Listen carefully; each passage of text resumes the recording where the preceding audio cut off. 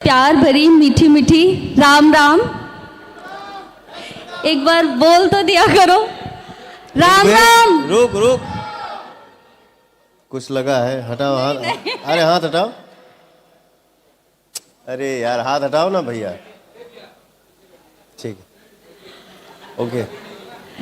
तो राम राम जी, मुझे आप लोगों से बहुत ज़रूरी बात करनी है क्योंकि मैं 2 दिन से बहुत ज़्यादा परेशान हूँ क्योंकि कंटिन्यू मेरे पास डीएम आ रहे हैं कि ये जो लखनऊ वाला इंसिडेंट हुआ इसमें मैंने कुछ बोला क्यों नहीं, एक्शन क्यों नहीं लिया, थप्पड़ क्यों नहीं मारा।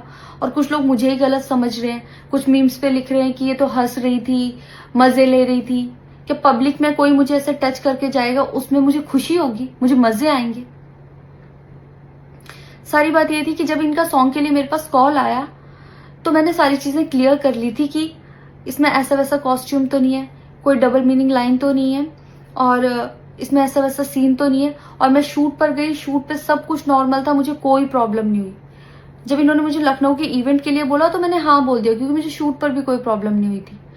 और जब मैं लखनऊ में गई, मैं स्टेज पर थी, मैं पब्लिक से बात कर रही थी, पवन सिंह जी ने मुझे बोला कि इधर कुछ लगा हुआ है। उससे थोड़ी देर पहले ही मेरी ड्रेस वो न्यू थी, साड़ी में नीचे टैग लगा रह गया था। तो मेरे दिमाग में आया कि शायद ब्लाउज का भी टैग लटक रहा होगा। मैं हंसकर उस चीज को दबा रही थी कि अगर मेरा टैग लगा भी है तो वो चीज जिस टाइम मैं पब्लिक से माइक में बात कर रही हूँ उस टाइम ना बोल के साइड में भी बोली जा सकती है, इसलिए मैं उस चीज को उस टाइम पे दबा रही थी। मैंने हंस के टाला, अवॉइड किया और फिर दोबारा बात करने लगी। वो बोले नहीं कुछ लगा है, नहीं कुछ लगा है। तो मैंने कहा नहीं लगा, वो बोले लगा हुआ है। तो मुझे लगा कि शायद लगा ये तो मेरे को लग रहा था कि कुछ लगा है इसलिए ये बोल रहे हैं। और पर फिर भी मैंने हंस के वहां पे टाला, पब्लिक से अपनी बात कंप्लीट की। कंप्लीट करने के बाद जब मैं अपने टीम मेंबर से मैंने पूछा साइड में जाके कि कुछ लगा है, क्या लगा है, उन्होंने बोला कुछ भी नहीं लगा था। जब मैंने देखा मेरे सच में कुछ नहीं लगा था, तब मुझे बहुत ज्यादा बुरा लगा, गुस्सा आया और रोना भी आया। लेकिन मुझे ये नहीं समझ आया कि मैं अब क्या करूं यहाँ पर, क्योंकि जहां मैं गई थी लखनऊ में, पवन सिंह जी खुद भी वहीं के रहने वाले हैं, उसी जगह पर इवेंट था। जितना वो क्राउड था वो सारा उनका फैन बेस था। उनको भगवान बोल रहे थे और भक्त बोल बोल के उनके पैरों में गिर रहे थे। वो उनका फैन बेस था, क्राउड था। तो मुझे समझ नहीं आया कि मैं क्या करूं। अगर मैं कुछ भी बोलती तो क्या वो लोग मुझे सपोर्ट करते? मेरे साथ कुल 3-4 बंदे यहाँ से गए थे, तो वहां जितना क्राउड था क्या वो लोग मेरा साथ देता? मैंने सोचा मैं बैक स्टेज जाके बात करूंगी। इतनी देर में थोड़ी देर रील्स बन के अचानक से वो उतर के चले गए बीच में ही इवेंट के। थोड़ी देर मैंने रील बनाई, अनाउंस ये किया गया कि अभी इवेंट दोबारा स्टार्ट होगा।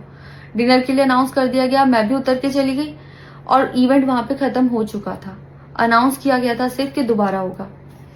नेक्स्ट जब मैं घर आई तो मैंने देखा ये बहुत बड़ा मैटर बन चुका था। मैंने उन लोगों से कांटेक्ट करने की कोशिश की, किसी ने मेरा फोन पिक नहीं किया, ना ही उन लोगों ने फोन करके मुझसे हालचाल पूछा कि परेशान हो या कुछ भी, नहीं, कोई हालचाल नहीं लिया।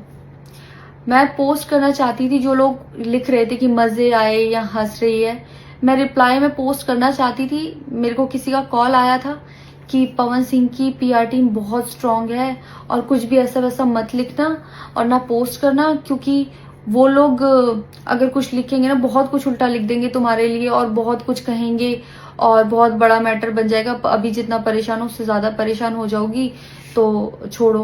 मैंने ये सोच के इस चीज को अवॉइड किया। मुझे लगा 1-2 दिन में मैटर थोड़ा ठंडा हो जाएगा, कोई बात नहीं।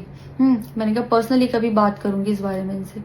लेकिन बढ़ता जा रहा है, ऊपर से ना उनकी तरफ से कोई रिप्लाई मिला और मुझे नहीं पता कि ऐसे में मुझे क्या करना चाहिए था और क्या करना चाहिए।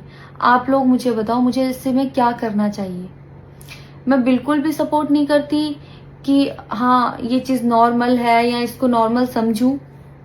किसी भी लड़की को उसके बिना परमिशन के टच करना ही पहली बात बहुत गलत है, और फिर इस तरीके से टच करना तो हद से ज्यादा गलत है। यही सेम चीज अगर हरियाणा में हुई होती ना तो मुझे जवाब देने की जरूरत नहीं पड़ती, यहाँ की पब्लिक अपने आप जवाब दे देती, यहाँ की ऑडियंस फुल सपोर्ट करती और जवाब देती। लेकिन मैं उनकी जगह पर थी, वो यहाँ पे नहीं थे।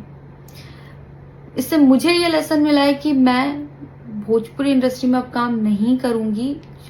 आर्टिस्ट हूँ तो नई नई चीजें ट्राई करने का मन करता है कि ये भी ट्राई करूँ, ये भी ट्राई करूँ, ये भी ट्राई करूँ। कुछ भी अलग सा आता है तो करने का मन करता है कि कुछ अलग होगा, कुछ नया ट्राई करती हूँ।